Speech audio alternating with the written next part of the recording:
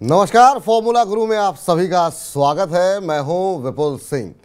Formula गुरु में हम हर हफ्ते एक नई थीम के साथ आते हैं जिससे आपका पोर्टफोलियो न सिर्फ सुरक्षित रहे बल्कि लगातार बढ़ता रहे। और इसी क्रम में आज हम बात करेंगे आईटी सेक्टर की, जहां पर इन्फोसिस और टीसीएस जैसी दिग्गज कंपनियों के नतीजे आ चुके हैं और ये नतीजे बाजार को पसंद नहीं आए हैं। सोमवार को इन्फोसिस का शेयर 15% तक लुढ़क गया। कई दिग्गज कंपनियों के शेयर 52 हफ्तों के निचले स्तर पर आ गए। इतनी गिरावट के बाद आईटी कंपनियों के शेयरों में अब क्या करें? आईटी कंपनियों में निवेश से पहले किन बातों का ध्यान रखें? मिड कैप या लार्ज कैप, किन आईटी कंपनियों में लगाएं दांव? आईटी सेक्टर से जुड़े हर सवाल का जवाब आज हम तलाशने की कोशिश करेंगे। लेकिन आज के शो की शुरुआत करें उससे पहले उन बड़े सवालों पर नजर डाल लेते हैं जिन पर आज हम विस्तार पूर्वक अपने फॉर्मूला गुरु के साथ चर्चा करने वाले हैं। तो सबसे पहले यही जानेंगे कि आईटी शेयरों में लगातार हो रही गिरावट के पीछे आखिर में वजह क्या है। क्या सिर्फ नतीजे ही जिम्मेदार हैं या अंतर्राष्ट्रीय स्थिति परिस्थिति भी इस गिरावट के पीछे कहीं ना कहीं जिम्मेदार होती दिखाई दे रही है? दूसरा महत्वपूर्ण सवाल, जब हमको ये पता लग गया कि गिरावट क्यों हो रही है, कि आईटी कंपनियों के नतीजों में महत्वपूर्ण आंकड़े होते क्या हैं, जिन दो दिग्गज कंपनियों के नंबर्स हमने देखे हैं, आखिर में वो कौन से आंकड़े थे जिसको देख करके निवेशकों के माथे पर बल पड़ गए और उसके बाद से शेयर में दबाव देखने को मिला? तीसरा महत्वपूर्ण सवाल कि अमेरिका में जो मंदी के संकेत देखने को मिल रहे हैं उसका आईटी कंपनियों पर कैसा असर रहेगा? आने वाले दिनों में क्या आईटी कंपनियों के लिए दिक्कतें और बढ़ने वाली हैं? ये भी आज के इस कार्यक्रम में हम जानेंगे। इसके बाद समझेंगे कि आईटी कंपनियों में निवेश से पहले किन बातों पर ध्यान दें, कैसे एक सही आईटी कंपनी चुने जिससे कि आपका पोर्टफोलियो सुरक्षित रहे और उसमें आने वाले दिनों में अच्छे रिटर्न आते हुए दिखाई दे। रुपये के अंदर जिस तरह की वोलेटिलिटी देखने को मिल रही है वो आईटी शेयरों को, आईटी कंपनियों को किस तरीके से प्रभावित करती है, उनके कारोबार पर किस तरीके का असर पड़ता है, ये भी आज के इस कार्यक्रम में हम समझने की कोशिश करेंगे। साथ ही साथ ये भी हम समझने की कोशिश करेंगे कि जिस तरह की गिरावट आईटी कंपनी में देखने को मिली है, क्या उनके शेयरों में जो गिरावट देखने को मिली है उसके बाद अब ये आकर्षक वैल्यूएशन पर आ गए हैं? क्या अभी निवेश किया जा सकता है या फिर अभी और ज़्यादा गिरावट बाकी है? इस पर भी हम करेंगे विस्तार पूर्वक चर्चा। लेकिन इन सब के बीच में हम देख रहे हैं आईटी सेक्टर में के अंदर नौकरियां काफ़ी जा रही हैं। अगर नौकरियां आईटी कंपनियों के में से जा रही हैं तो क्या सिर्फ आईटी सेक्टर पर असर पड़ेगा या और भी कोई सेक्टर हैं जहां पर इसका असर सीधे सीधे देखने को मिल सकता है? तो आपको वहां उन सेक्टर्स में अगर आपका निवेश है तो आपको सतर्क हो जाना पड़ेगा। इसके बाद समझेंगे इन्वेस्टमेंट की बात। जी हाँ, मिड कैप या लार्ज कैप, किन आईटी कंपनियों में निवेश करना चाहिए? क्या जो दिग्गज कंपनी है वो अच्छे रिटर्न देंगी या मिड कैप कल के लार्ज कैप बन सकते हैं? ये भी हम अपने एक्सपर्ट से पूछेंगे। इसके अलावा ये भी आपको बताएंगे कि आपका जो पोर्टफोलियो है उसमें कौन से जो है कितनी हिस्सेदारी आईटी कंपनियों की होनी चाहिए। और सबसे आखिर में, जी हाँ, पूरी रिसर्च का लब्बो-लुआब समझेंगे हमारे आज के एक्सपर्ट से कि उनके पसंदीदा शेयर कौन से हैं और वो कहाँ पर इस समय दांव लगा रहे हैं। तो अरुण मंत्री जी जो है सिर्फ समझेंगे ये बात। और उससे पहले अब आपको रूबरू करा देते हैं हमारे आज के फॉर्मूला गुरु, मंत्री फिनमार्ट के फाउंडर अरुण मंत्री जी से। अरुण जी, बहुत बहुत आभार, अभिनंदन, स्वागत आपका आज के इस कार्यक्रम में। और बड़ा अच्छा लगता है कि आपके साथ चर्चा करके। और आज की चर्चा हम शुरू करें उससे पहले एक एक करके जो तमाम सवाल हमने अभी स्क्रीन पर दिखाए हैं वो आपसे पूछेंगे। लेकिन उससे पहले बाज़ार पर एक राय आपसे जानना चाहेंगे कि 18,000 के आसपास आने के बाद फिर से हम देख रहे हैं एक सुस्ती, एक रुकावट देखने को मिल रही है। क्या इस बार इस रुकावट को पार कर पाएगा निफ्टी या फिर से जो दायरा बना हुआ है उस दायरे में ही कामकाज करेगा? आने वाले दिनों में बाजार की चाल कैसे देख रहे हैं? नमस्कार विपुल जी। देखिए, डेफिनेटली मुझे लग रहा है मार्केट 17,800 17,850 के ऊपर निकलता है, इजीली 18,000 के पार भी जाएगा। मुझे लग रहा है थोड़ी बहुत कंसोलिडेशन अच्छी है मार्केट के लिए। वैसे कोई गिरावट का संकेत अभी भी नहीं है। अगर कंसोलिडेशन भी होता है रेजिस्टेंस के आसपास आके तो मुझे लग रहा है कंसोलिडेशन हेल्दी होता है। कंसोलिडेशन के बाद मार्केट अगेन जो सेकंड चाल आएगी उसमें 18,000 के पार जरूर निकलेगा। एक जो ट्रिगर जो नेगेटिव अभी आया, जैसे कि हम आज भी डिस्कस कर रहे हैं आईटी स्टॉक्स, अगर आईटी स्टॉक्स में गिरावट नहीं आती थी, अगर आईटी स्टॉक्स स्टेबल भी रहते थे तो हो सकता है आज या कल में हम मार्केट में 18,000 के पार भी होते थे, क्योंकि 20 से 30% का जो वेटेज है वो आईटी स्टॉक्स में निफ्टी का आपको क्लियरली नजर आ रहा है। तो इसीलिए आईटी स्टॉक्स में थोड़ा जो डेंट आया है उसी वजह से मार्केट भी आपको 18,000 के पार निकलता हुआ नजर नहीं आ रहा। और ओवरऑल मुझे लग रहा है बाय ऑन डिप्स वाला मार्केट है। जब तक 17,500 17,550 नीचे में होल्ड कर रहा है मार्केट, मुझे लग रहा है वापस कंसोलिडेशन होके 17,800 18,000 के पार मार्केट जरूर निकले। तो 18,000 के पार बाजार जरूर निकलेगा, ऐसा अरुण जी का मानना है। तो नजरें बना के रखिए चुनिंदा शेयरों पर। लेकिन अब आते हैं आज की थीम पर। जी हाँ, आईटी कंपनियों पे हम बात क्यों कर रहे हैं? जैसा कि हमने कार्यक्रम में आपको शुरुआत में ही बताया, किस तरह की गिरावट देखने को मिली। जरा एक करके जरा हम चाहेंगे कि जरा कुछ एक कंपनियों के चार्ट दिखा दिए जाएं कि आखिर में इस चर्चा की वजह है क्या। वजह यह है कि इन्फोसिस के शेयर में हमने सोमवार को देखा 15% तक की गिरावट देखने को मिली। खराब नतीजे और ऊपर से जो अंतर्राष्ट्रीय संकेत थे, उन सबको मिला करके इन्फोसिस जैसे दिग्गज शेयर में इस तरह की गिरावट बहुत कम ऐसी देखने को मिली है। यहाँ पर अगर हम देखें 6 महीने के चार्ट टेक महिंद्रा पे नहीं डालें तो यहाँ पर भी सोमवार को तेज़ गिरावट देखने को मिली थी। लेकिन ओवरऑल देखें तो इन्फोसिस के मुकाबले यहाँ पर थोड़ा बेहतर प्रदर्शन देखने को मिला है। विप्रो आप देखिए ऊपरी स्तरों से किस तरीके से करेक्शन होता हुआ यहाँ पर दिखाई दिया है। खासतौर से अगर पिछले 1-1.5 महीने की बात करें, फरवरी के बाद से आप देखिए मार्च के अंदर कितनी तेज़ी के साथ गिरावट यहाँ पर बढ़ती हुई दिखाई दी है। यही कमोबेश हाल एचसीएल टेक का है, जिन लोगों ने ऊपरी स्तरों पर लिए हुए हैं। काफ़ी सवाल हमारे पास लगातार आ रहे हैं, तो इन्हीं सब सवालों के जवाब तलाशने के लिए जो लोग निवेशित हैं, यहाँ देखिए आप कि किस तरीके का रुझान टीसीएस में देखने को मिल रहा है। और टीसीएस में भी हमने देखा कि नतीजों के बाद काफ़ी तेज़ गिरावट देखने को मिली थी। मार्च अप्रैल में देखिए किस तरीके से तेज़ी के साथ इसके शेयर नीचे आए हैं।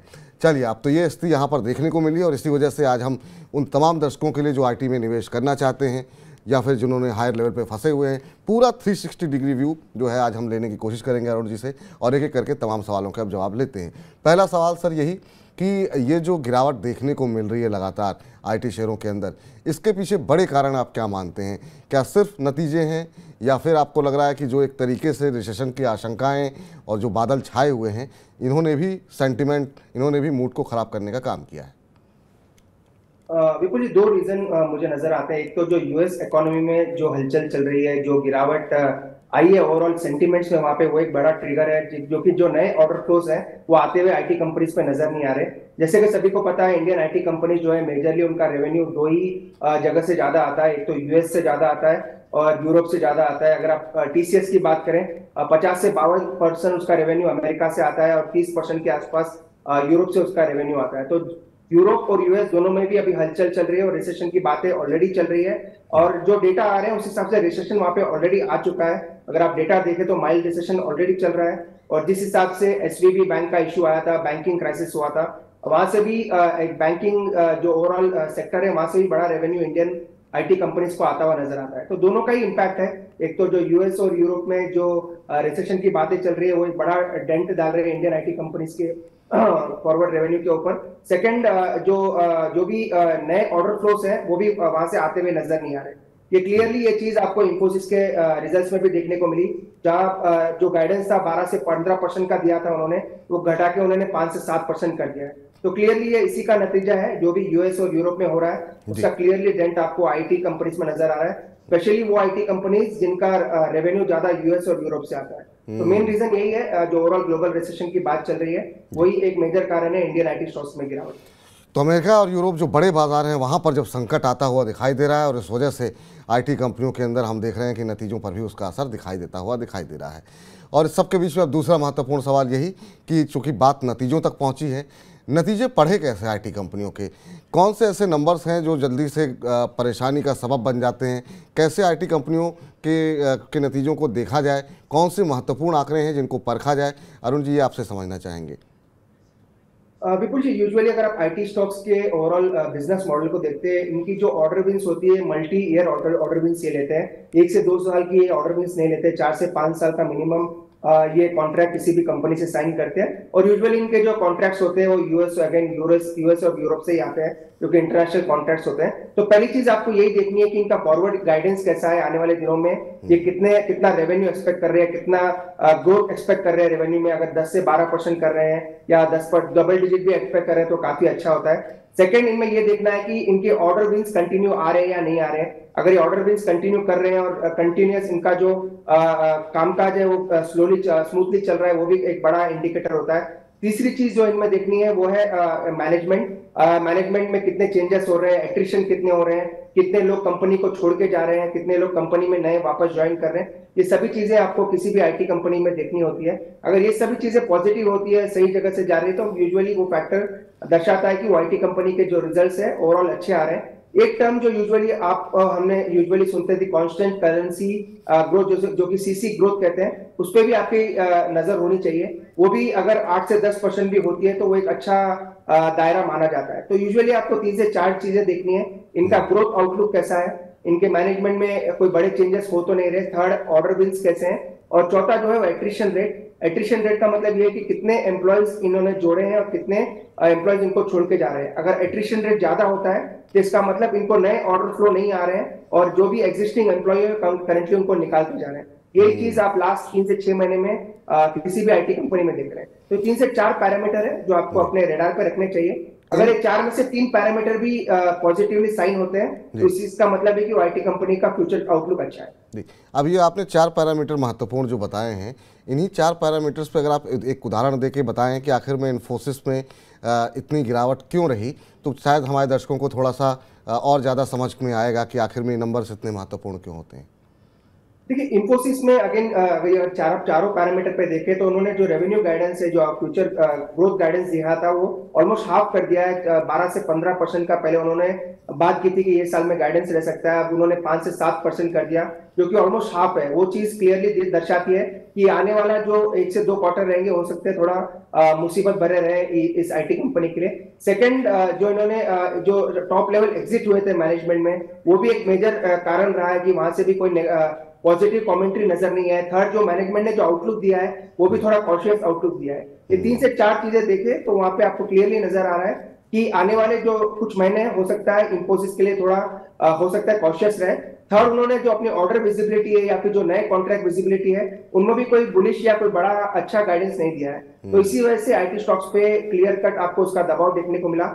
इवन कल के सेशन में देखें 10 से 15% की गिरावट आई थी। नो डाउट वहां से 4 से 5% रिकवरी भी हुआ है, पर ये चीजें हैं जो आने वाले दिनों में भी थोड़ा स्टॉक पर डेंट लगा सकते हैं। तो उम्मीद है कि हमारे दर्शक अब ये समझे होंगे कि आपका नतीजों को किस तरीके से देखा जाए, कैसे 4 पैरामीटर्स पर जो है उन्हें कसा जाए। 4 में से अगर 3 पैरामीटर्स ऐसे हैं जो कि पॉजिटिव लग रहे हैं तो फ्यूचर अच्छा है। 3 पैरामीटर्स पे अगर कंपनी ख़राब कर रही है, 4 पैरामीटर्स पे ख़राब कर रही है, तो इसका मतलब ये है कि आउटलुक आने वाले समय के लिए अच्छा नहीं दिखाई दे रहा है। सर, अभी आपने अमेरिका में रिसेशन की बात की कि वहाँ उसकी वजह से असर पड़ा है, लेकिन अभी भी वहाँ पे संकट खत्म होता नहीं दिखाई दे रहा है और मंदी को लेकर के अभी भी बातचीत हो रही है। तो अमेरिका में जो मंदी के संकेत आने वाले समय में दिखाई दे रहे हैं, इसका आप आईटी कंपनियों के फ्यूचर पर किस तरीके का असर देख रहे हैं? क्या ये जो अभी पैनिक है वो और बढ़ता हुआ दिखाई देगा? देखिए डेफिनेटली विपुल जी, आने वाले दिन भी काफी हो सकता है कॉशियस भरे रहे ओवरऑल आईटी कंपनीज के लिए, क्योंकि अभी भी जो अगर आप गाइडेंस देखें टीसीएस और इंफोसिस का, उन्होंने क्लियरली यही बताया है कि यूएस और यूरोप कैसा करता है इसी के ऊपर डिपेंड रहेगा कि उनका बिजनेस आने वाले दिनों में कैसा करेगा। अभी भी यूएस में दिक्कतें काफी है। अभी भी फेडरल रिजर्व जो है, जो वहाँ का सेंट्रल बैंक है, उन्होंने अभी तक हाइक करना पॉज नहीं किया है। तो हो सकता है एक आने वाली मीटिंग में और एक हाइक आपको इंटरेस्ट रेट में देखने को मिले। उसका क्लियर इंपैक्ट आपको इकोनॉमी पर भी देखने को मिल रहा है। एक एग्जांपल मैंने ऑलरेडी कहा, एसवीबी बैंक जो कि अभी रिसेंटली डिसॉल्व हो चुकी है, कह सकते हैं बैंकरप्ट हो चुकी है। उसका मेजर कारण यही था कि जो इंटरेस्ट रेट हाइक हुआ था उसकी वजह से उनको काफी लॉसेस हुए थे, जो कि एमटीएम लॉसेस हुए थे बॉन्ड्स में। वो क्लियरली आपको उसका इंपैक्ट इकोनॉमी पे नजर आ रहा है। इसीलिए अगर यूएस की इकोनॉमी में रिसेशन बढ़ता है, ऑलरेडी ये मैं मान के चल रहा हूं कि वहां पे माइल्ड रिसेशन ऑलरेडी चल रहा है, क्योंकि 2 क्वार्टर से नेगेटिव ग्रोथ आ रही है, प्लस इन्फ्लेशन काफी ऊपर है, तो ऑलरेडी रिसेशन तो वहां पे चल ही रहा है। अगर रिसेशन और बढ़ता है आने वाले दिनों में तो हो सकता है दिक्कतें इंडियन आईटी कंपनीज के लिए भी बढ़ती हुई नजर आए, क्योंकि उनका जो मेजर फोकस है इंडियन आईटी कंपनीज का वो मेजरली यूएस और यूरोप से ही आता है। इसलिए थोड़ा कॉशियस व्यू रखना भी चाहिए और हो सकता है आने वाले 2 से 3 महीने में क्लैरिटी आ जाए वेदर कि यूएस प्योर रिसेशन में जा रहा है या रिसेशन के बाहर निकल। तो आपका मानना ये है कि अभी कॉशियस अप्रोच अपना करके चलें आईटी कंपनियों पे, जब तक एटलीस्ट ये क्लियर नहीं हो जाता है कि यूरोप और यूएस में सिचुएशन आने वाले दिनों में कैसे रहती है। यही कहना चाह रहे हैं अरुण जी? हाँ जी, मैं यही कहना चाह रहा हूँ कि अगर आपको इन्वेस्ट करना है तो इन्वेस्टमेंट के लिए प्राइजेस अभी ठीक है। प्राइजेस आप धीरे धीरे एसआईपी के मोड पे इन्वेस्ट जरूर कर सकते हैं, पर थोड़ा कॉशियस व्यू रखें। ऐसा ना हो कि आप एक ही बार में आईटी स्टॉक्स में निवेश कर दें, क्योंकि प्राइसेस ऑलरेडी गिर चुके हैं। नेक्स्ट 2 से 3 महीने में क्लैरिटी आ जाएगी कि यूएस इकोनॉमी कैसा कर रही है और इंडियन आईटी कंपनीज के रेवेन्यू पे कितना इंपैक्ट आया है। तो स्टॉक प्राइसेस के हिसाब से निवेश के अच्छे मौके हैं, पर थोड़ा कॉशियस व्यू रखें। ऐसा ना हो कि पुल या बुलिश होकर अपना पूरा जो कैपिटल है आईटी कंपनीज में लगा दें। तो नेक्स्ट 2 से 3 महीने में क्लैरिटी आ जाएगी कि आने वाले दिनों में इनका बिजनेस कैसा कर रहा है और कैसा इनका गाइडेंस को ये मीट कर पाते हैं। ठीक, अब आते हैं आज के चौथे सवाल पर। चौथा सवाल ये है कि आईटी कंपनियों में अगर हम इन्वेस्टमेंट करने जा रहे हैं तो कैसे चुने सही आईटी कंपनी? कौन सी ऐसी बातें हैं जिन पर निवेश करने से पहले ध्यान देना बहुत ज़रूरी है?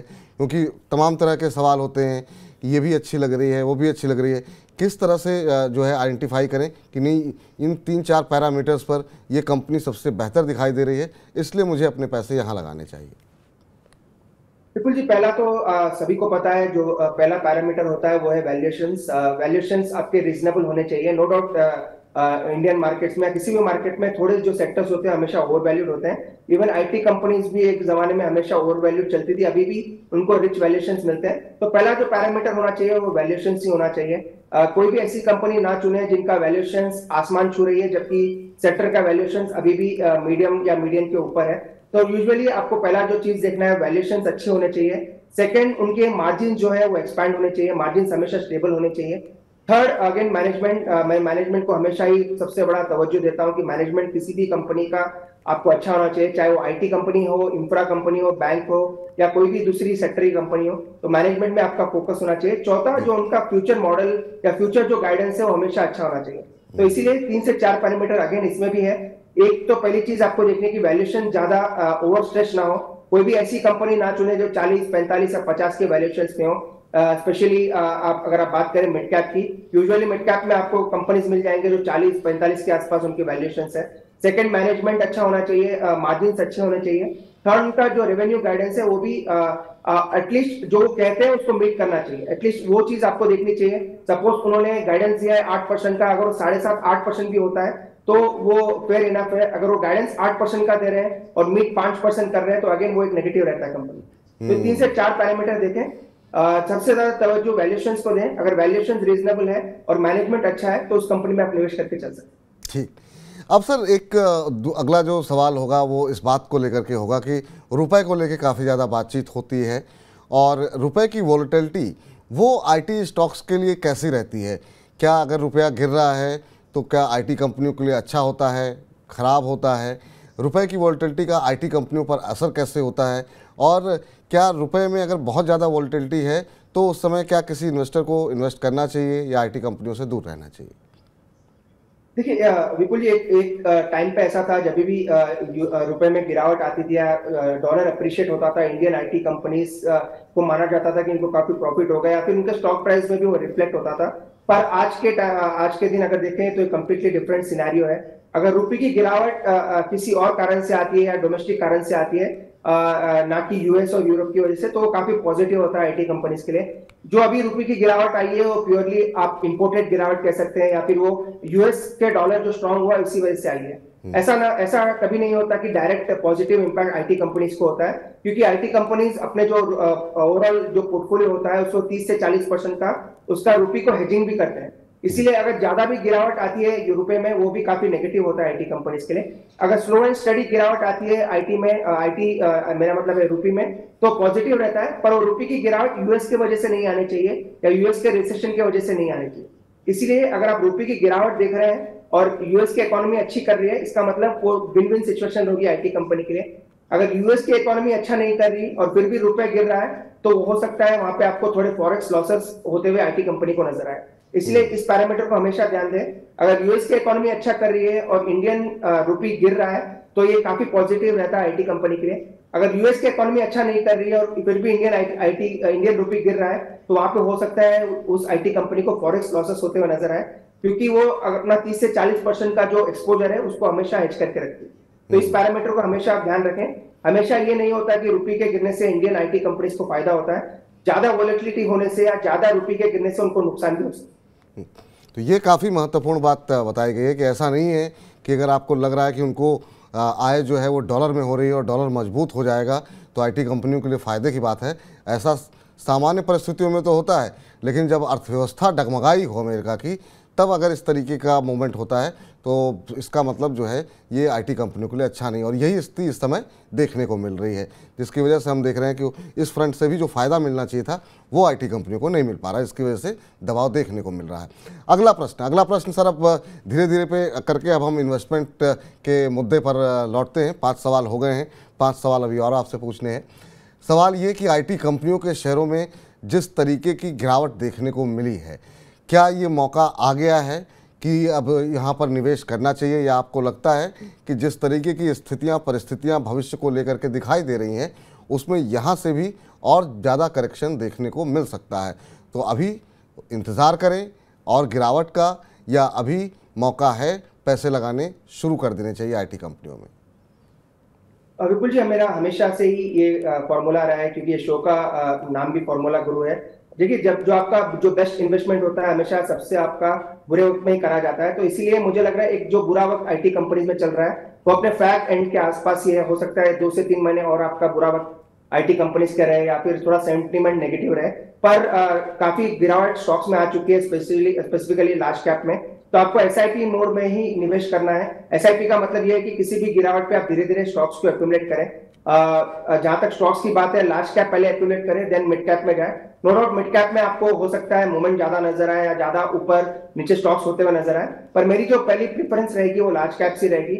लार्ज कैप अभी भी काफी अच्छे गिरे हैं, 20 से 25% के मल्टीपल के आसपास चल रहे हैं। अगर विप्रो का देखें 17 से 18 का मल्टीपल है, या एचसीएल टेक का देखें तो 20 के आसपास का मल्टीपल चल रहा है। तो अच्छे मल्टीपल्स के आसपास आपको स्टॉक्स मिल रहे हैं, तो धीरे धीरे एक्यूमुलेट करें। अगर एक राउंड ऑफ सेलिंग और आती है तो और धीरे धीरे ऐड करें। मुझे लग रहा है नेक्स्ट 2 या 3 महीने में, या हो सकता है 1 से 1.5 महीने में स्टॉक सुधरते हुए नजर आए, या इनका सेंटीमेंट सुधरता हुआ नजर आए, तो वहां से आपको अच्छा प्रॉफिट भी होने की संभावना ज्यादा है। इसलिए व्यू लंबा रखें, शॉर्ट टर्म व्यू ना रखें। 1 से 2 महीने का व्यू के लिए बाइंग ना करें आईटी स्टॉक्स को। अगर व्यू 9 से 12 महीने या उससे ऊपर का है, देन ही स्टॉक को एक्यूमुलेट करें। मेरे ख्याल से नेक्स्ट 1 से 3 महीने के अंदर निफ्टी में आईटी में बॉटम बन जाएगा, और वहां से एक अच्छी रैली आपको आईटी स्टॉक्स में देखने को मिलेगी। चलिए, तो इस बीच अब जो है वक्त आ गया है, आप चाहें तो थोड़ा थोड़ा कर करके निवेश करना शुरू करें। दिग्गज कंपनियों के बारे में जानकारी ली गई है, अभी दी गई है अरुण जी की तरफ से, लेकिन वो कौन सी दिग्गज कंपनियां हैं ये हम आखिरी सवाल में जानेंगे। तो आखिरी तक कार्यक्रम में बने रहिए और जानिए कि अगर आईटी सेक्टर में आपको अपना पोर्टफोलियो बनाना हो तो किस तरीके से बनाया जाए। लेकिन इन्वेस्टमेंट से इतर एक और महत्वपूर्ण सवाल ये है कि आईटी कंपनियों में हम देख रहे हैं खबरें काफ़ी ज़्यादा इस तरह की आ रही है छटनी को लेकर के। बहुत बड़ी संख्या में लोग जो है छटनी होती हुई दिखाई दे रही है। इसका असर आईटी पर तो जो असर पड़ रहा है वो तो हम देख रहे हैं शेयर प्राइस पे। बाकी जो सेक्टर्स हैं, कौन से ऐसे सेक्टर्स हो सकते हैं जो आपको लगता है कि अगर इस तरीके से नौकरियां जाएंगी तो उन पर भी असर देखने को मिल सकता है? कौन से ऐसे सेक्टर हैं जो सेंटिमेंट को बिगाड़ सकते हैं शेयर बाजार के? देखिए, काफी सेक्टर्स हैं। अगर आप देखें ओवरऑल आईटी का ओवरऑल सेक्टर से देखें, काफी सेक्टर इनडायरेक्टली और डायरेक्टली रिलेटेड होते हैं। अगर किसी भी व्यक्ति की या किसी भी एम्प्लॉय की अगर जॉब जाती है तो उनमें काफी चीजें हैं उससे कनेक्टेड रहती है। अगर आप हाउसिंग लोन्स देखें, एनबीएफसीज देखें, या फिर एक जो आईटी एम्प्लॉय है वो काफी 2 या 3 लोगों को और एम्प्लॉयमेंट भी देता है, हो सकता है कंजम्पशन सेक्टर पे भी आपको इफेक्ट आता हुआ नजर आए। तो काफी चीजें हैं जो किस जॉब्स रिलेटेड या आईटी सेक्टर के रिलेटेड आप मान सकते हैं इफेक्ट करते हैं। उनमें से कुछ सेक्टर के अगर बात करूं तो हाउसिंग फाइनेंस सेक्टर मुझे लग रहा है काफी बड़ा इफेक्ट वहां पे देखने को मिलेगा, क्योंकि यूजुअली जो एम्प्लॉयज होते हैं, आईटी एम्प्लॉयज होते हैं, अपने हाउसिंग लोन्स लेके या फिर हाउसिंग अपना जो नया घर बनाने के लिए या नया फ्लैट लेने के लिए लोन्स लेते हैं और अपने जॉब के साथ साथ वो ईएमआई को भी चुकाते हैं। तो हाउसिंग सेक्टर पे इस पे बड़ा इंपैक्ट रहेगा, स्पेसिफिकली हाउसिंग फाइनेंस कंपनी के लिए। सेकंड जो इंपैक्ट देखने को मिलेगा वो आपको एनबीएफसी पे देखने को मिलेगा, जो कि लोन्स किसी भी एम्प्लॉयज या आईटी एम्प्लॉयज को देते हैं। थर्ड, आपको ऑटो सेक्टर में भी हो सकता है थोड़ा इंपैक्ट देखने को मिले, क्योंकि अगर किसी भी ज्यादा नौकरियां जाती है, ज्यादा लेआउट्स होते हैं, तो हो सकता है नए गाड़ियां भी आपको कम बिक्री होती हुई नजर आए। कंजम्पशन पे भी थोड़ा इंपैक्ट पड़ता है, क्योंकि आईटी कंपनी जो है वो यूजुअली आईटी कंपनी जो है बड़ा एम्प्लॉयमेंट जनरेटिंग सेक्टर है। अगर वहां पे एम्प्लॉयमेंट जाता है तो हो सकता है कंजम्पशन पे भी थोड़ा आपको डेंट आता हुआ नजर आए। तो 3 से 4 सेक्टर है जहां पे आपको मेजरली इंपैक्ट देखने को मिलेगा।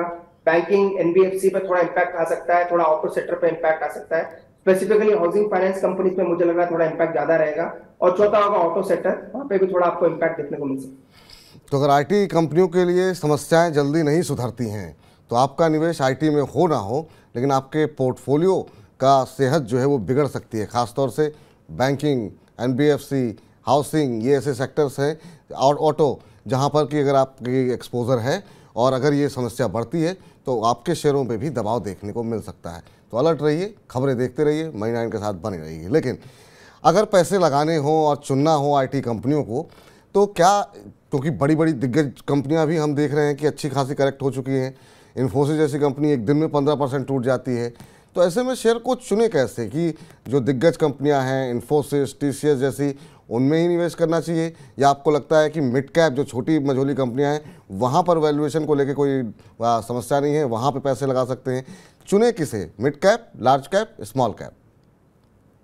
बिल्कुल जी, आपने एकदम सही कहा। वैल्यूएशंस जो है, जो आपने वर्ड यूज करा, वो काफी इंपॉर्टेंट है मेरे लिए। हमेशा वैल्यूएशंस और लार्ज कैप, ये दो ही मेरे हमेशा से फेवरेट पिक रहे हैं। जहां तक किसी भी सेक्टर की बात करें, चाहे वो आईटी, ऑटो, बैंक्स या जितने भी सेक्टर जो हमने पहले भी काफी बार बात की, हमेशा मैं यही कहता हूं कि आपको लार्ज कैप का ही पहला प्रेफरेंस रहना चाहिए। सिमिलरली अगर आप आईटी स्टॉक्स में 100 रुपया डालना चाहते हैं, अगर 100 एज एग्जाम्पल अगर 100 रुपया भी आप आईटी स्टॉक्स में डालना चाहते हैं, तो 80 रुपया आपका लार्ज कैप में होना चाहिए, 20 रुपया आपका मिड कैप में होना चाहिए।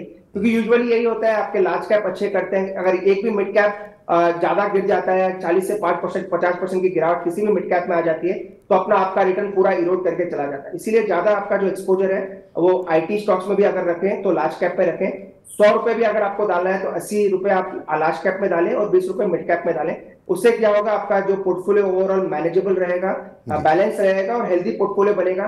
नो डाउट रिटर्न आपको ज्यादा नहीं बनेंगे similar to mid cap, but आपका कंसिस्टेंट रिटर्न बनता जाएगा और सेफ एंड साउंड पोर्टफोलियो आपका बनेगा। इसलिए अगर आप आईटी में रहना चाहते हैं, आईटी सेक्टर में निवेश करना चाहते हैं, तो 80% लार्ज कैप में रखें और 20% मिड कैप में रखें। तो 100 रुपये अगर आपको लगाने हैं तो 100 में से 80 रुपये आप जो लगाइए जो दिग्गज कंपनियां हैं उनमें, 20 रुपये आप लगाइए मिड कैप में। स्मॉल कैप नहीं रखेंगे सर? देखिए विपुल जी, यूजुअली मैं स्मॉल कैप निवेश के लिए या फिर ट्रेडिंग के लिए दोनों के ही रिकमेंड नहीं करता, पर अगर कोई ना कोई एक से दो स्मॉल कैप होते हैं जो कि हर 3 या 6 महीने में निकलते हैं, जो कि आउट परफॉर्म करते हैं। पर करंटली मेरे रेडार पे ऐसा कोई स्मॉल कैप आईटी स्टॉक नहीं है जो ज्यादा आपको अच्छे रिटर्न दे सकता है। इसलिए बेटर है आप लार्ज कैप और मिड कैप में जाए। चलिए ठीक है, और अब बिल्कुल हम कार्यक्रम के आखिरी पड़ाव की तरफ बढ़ते हुए दिखाई दे रहे हैं। आखिरी के 2 सवाल बाकी हैं, तो आखिरी सवाल पूछने से पहले यही जान लेते हैं कि अगर एक पोर्टफोलियो हम बना रहे हैं, मान लीजिए 1 लाख रुपए का हमने एक पोर्टफोलियो बनाया है, उसमें आईटी शेयर होने चाहिए कि नहीं? अभी के माहौल में जो सिनेरियो दिखाई दे रहा है और कहीं ना कहीं थोड़ा एक धुंधला भविष्य दिखाई दे रहा है, और अगर आईटी के शेयर होने चाहिए पोर्टफोलियो में तो उसकी परसेंटेज क्या होनी चाहिए, कितना फीसद हिस्सा हमको आईटी के अंदर रखना चाहिए, एक आइडियल सिचुएशन क्या हो सकती है सर? विपुल जी, नेक्स्ट अगर 2 साल की बात करें, मैंने काफी बार पहले भी ये कहा था कि नेक्स्ट 2 साल जो है वो इंडिया के रहेंगे।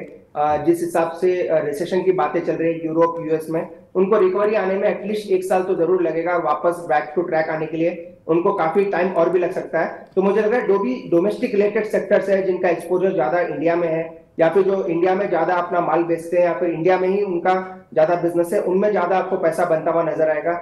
स्पेसिफिक जब हम 2024 के इलेक्शन के पहले जा रहे हैं तो गवर्नमेंट का जो स्पेंडिंग है वो भी इंडिया में ज्यादा होगी। इसलिए जो कंपनीज इंडिया में ज्यादा निवेश कर रहे हैं, इंडिया से उनका रेवेन्यू आ रहा है, या उनके जब कस्टमर जो इंडिया में वो ज्यादा अच्छा करेंगे।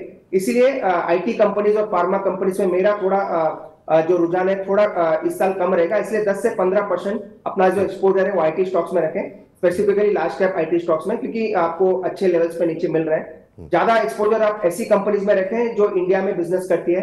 एज एग्जांपल मैं बता दूं, सीमेंट, इंफ्रा और बैंक्स, ये तीनों ही सेक्टर, मैंने पहले भी कहा था, ये तीनों सेक्टर नेक्स्ट 2 साल काफी अच्छा करेंगे। तो इन तीनों सेक्टर में आपका निवेश अच्छा होना चाहिए। 10 से 15% डेफिनेटली आईटी में रखें, क्योंकि वो एज ए हेज हो जाएगा। अगर ग्लोबल इकोनॉमी सुधरती है तो वो उसका फायदा आपको आईटी स्टॉक्स में देखने को मिलेगा। तो आइडियल परसेंट 10 से 15% रहेगा, और मैक्स अगर लगाना चाहे तो 20% तक लगा सकते। तो 10 से 20% के बीच में जो है आपका एक्सपोजर होना चाहिए। ये डिपेंड करता है आप किस तरीके का पोर्टफोलियो बनाना चाहते हैं। आदर्श स्थिति 10 से 15% है, पर आप 20% तक का भी एक्सपोजर ले सकते हैं, ये अरुण जी का कहना है। तो आज के कार्यक्रम में हमने आपको बताया कि आईटी कंपनियों में निवेश करना चाहिए कि नहीं, कैसे निवेश करना चाहिए, रिजल्ट्स कैसे पढ़ने चाहिए, रुपये की वॉलेटिलिटी का क्या असर होता है, अमेरिका के अंदर जो हालात चल रहे हैं उसको लेकर के क्या आउटलुक है। तो ये तमाम चीज़ों को समझने के बाद अब आज का जो सबसे जो निचोड़ है इस मंथन का, वो अब जानने की कोशिश करते हैं और अरुण जी से पूछते हैं कि अरुण जी अभी पैसे लगाना चाहेंगे आईटी में कि नहीं, और अगर वो पैसे लगाएंगे आईटी में तो उनके पसंदीदा शेयर कौन से हैं, वो कहाँ पर एक्सपोजर लेना चाहेंगे। अरुण जी। देखिए डेफिनेटली पैसा तो डेफिनेटली लगाना चाहूंगा। अगर ऐसे गिरावट के मौके पे दिग्गज आईटी स्टॉक्स आपको मिल रहे हैं तो ऐसा मौका तो डेफिनेटली चूकना नहीं चाहिए। अगेन मैं वही करूंगा, धीरे धीरे निवेश करें, निवेश को चूके नहीं, क्योंकि मार्केट में गिरावट आती है तभी अच्छा आपको निवेश मिलेगा। जहां तक स्टॉक्स की बात है, मुझे लग रहा है आईटी स्टॉक्स में दिग्गज में ही रहे। टीसीएस इंफोसिस के रिजल्ट ऑलरेडी आ चुके हैं, वो भी नो डाउट थोड़े एक्सपेक्टेशन के नीचे आए, पर मेरे ख्याल से वो भी वापस रिकवर हो जाएंगे। तो टीसीएस, इंफोसिस और टेक महिंद्रा जो कि मेजरली टेलीकॉम या फिर जो क्या कहते हैं आप क्लाउड रिलेटेड बिजनेस में ज्यादा है, तो वहां पे भी आपका निवेश होना चाहिए दिग्गजों में। और जहां तक मिड कैप्स की बात है, मुझे लग रहा है एलटीटीएस जो कि अच्छे मैनेजमेंट के साथ एक अच्छी आईटी कंपनी, वहां पे आपका निवेश रहना चाहिए। एक जो बेट है जो थोड़ा रिस्की बेट हो सकता है, पर मुझे लग रहा है वो कंपनी भी अच्छी कर सकती है, केपीआई की टेक है, वो भी मुझे अच्छी लगती है, पर थोड़ा गिरावट पे बाई करें। अगर करेक्शन आ जाता है, अगर 5 से 10% का करेक्शन उस स्टॉक में आता है, तो वो भी एक अच्छा विकल्प हो सकता है। तो ज्यादा एक्सपोजर अपना जो आईटी में है वो लार्ज कैप में रखें, टीसीएस, इंफोसिस, टेक महिंद्रा में रख सकते हैं, और अगर मिड कैप में रखना है तो एलटीटीएस एक बेहतर विकल्प हो सकता है। ठीक, तो चलिए ज़रा एक बार हम चाहेंगे कि ज़रा इन स्प्लिट को दोबारा अपने दर्शकों को दिखा दें कि जो हमने बातचीत की है आधे घंटे की, उसमें जो है क्या कुछ निचोड़ जो निकल के आया है। तो दिग्गज कंपनियों में अगर आपको निवेश करना है तो उसमें जो सबसे पसंदीदा कंपनी है वो है TCS, Infosys, Tech Mahindra. Long term में अरुण जी का मानना है ये शेयर ऐसे हैं जो आपको अच्छे रिटर्न दे सकते हैं। साथ ही साथ उन्होंने 2 मिड कैप शेयरों में भी दांव लगाने की बात कही है, उसमें एलटीटीएस को उनको पसंद आ रहा है, लेकिन केपीआर टेक में वो कह रहे हैं अभी नहीं, थोड़ी सी और गिरावट आ जाए उसमें के बाद आप यहाँ पर भी निवेश कर सकते हैं। तो ये 5 शेयर हैं आईटी की, आज की जो हमारी चर्चा रही उसमें सबसे पसंदीदा अरुण जी के ये 5 शेयर हैं, जिन पर कि आप पॉजिटिव रुख थोड़ा थोड़ा करके, सारे पैसे एक साथ ना लगाएं, जैसा अरुण जी ने कहा, एसआईपी करके निवेश कर सकते हैं इन 5 शेयरों के अंदर। और अगले 2-3 महीने में जब क्लैरिटी आ जाएगी तो फिर हम और इस पर विस्तार से चर्चा करेंगे कि क्या वाकई में यहाँ पर अब आईटी शेयरों में बुल रन आने वाला है। अरुण जी, जब भी आपसे आते हैं बहुत अच्छा लगता है और बहुत अच्छी चर्चा रही आज की सर, बहुत बहुत शुक्रिया, धन्यवाद आज के इस कार्यक्रम में जुड़ने के लिए। कोई डिस्क्लोजर देना चाहेंगे आप? Thank you Vipul ji. Again disclosure same रहेगा, ये जो भी चीज हमने डिस्कस की आईटी स्टॉक्स में, सेम व्यू हमने क्लाइंट्स के भी साथ शेयर किए हैं। पोजीशंस हो सकती है क्लाइंट्स के पास, मेरी पर्सनल में कोई पोजीशन है, कोई किसी भी स्टॉक में नहीं। बहुत बहुत शुक्रिया सर, बहुत बहुत धन्यवाद आज के इस कार्यक्रम में शामिल होने के लिए, अपना महत्वपूर्ण समय देने के लिए और हमारे फॉर्मूला गुरु बनने के लिए। तो अब चलिए, कार्यक्रम को तो समेटने का वक्त आ गया है, लेकिन फॉर्मूला गुरु में तो हमने सिर्फ आईटी की बात की है।